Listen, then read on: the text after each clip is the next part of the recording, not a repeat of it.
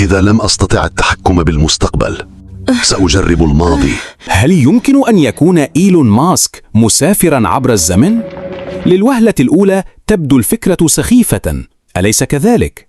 أنا أيضاً كغالبية من شاهدوا تلك الفيديوهات تجاهلتها تماماً، وقلت في نفسي: هذا ضرب من الخيال لا أكثر. ولكن كل شيء تغير بعد مشاهدتي للحلقة الأولى من مسلسل فتاة من الغد، الذي عرض لأول مرة في عام 1992 ميلادي.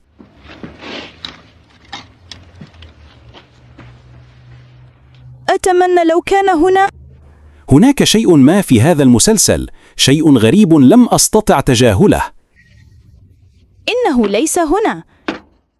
التشابه بين شخصية والد جيني وبيتي في المسلسل وبين إيلون ماسك مذهل.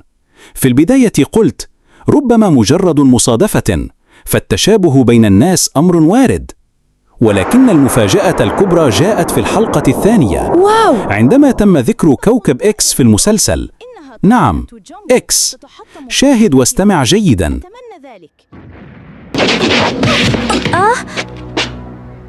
لا تحركي ساكنا وإلا سأحولك إلى غبار. عرفي عن نفسك أيتها الجاسوسة من خارج كوكب الأرض. أنا لست جاسوسة.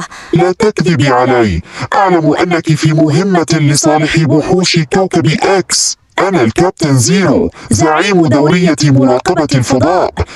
اعترفي أو تموتين. أنا لست من كوكب إكس، أنا من عام 3000. نفس الرمز الذي يستخدمه إيلون ماسك اليوم في عدة مشاريع، سبيس إكس وتحويل منصة تويتر إلى إكس. فهل يعقل أن يكون كل هذا مجرد صدفة، أم أن هناك شيئا خفيا رابطا غامضا بين هذا المسلسل القديم والرجل الأكثر إثارة للجدل في عصرنا؟ ما زلت أبحث وأجمع الخيوط، ولكنني متأكد من أمر واحد: ما سأكشفه لاحقا سيغير نظرتك كاملا. انتظروني في الحلقة القادمة من انتبه، فاللغز لم يحل بعد. أتمنى لو كان هنا.